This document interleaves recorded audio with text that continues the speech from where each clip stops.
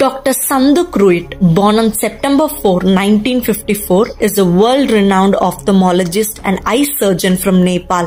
ఆయన్ని ప్రపంచవ్యాప్తంగా God of sight అని పిలుస్తారు.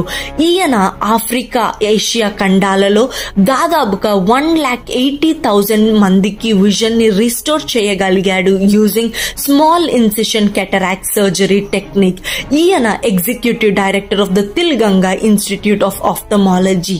ఇది తక్కువ ఖర్చుతో ఇంట్రాక్యులర్ లెన్సెస్ ని తయారు చేస్తుంది. దాంతో డెవలపింగ్ కంట్రీస్ లో కెటరాక్ట్ శాస్త్ర చికిత్సలు చాలా చీప్ మరియు అందుబాటులో ఉంటాయి.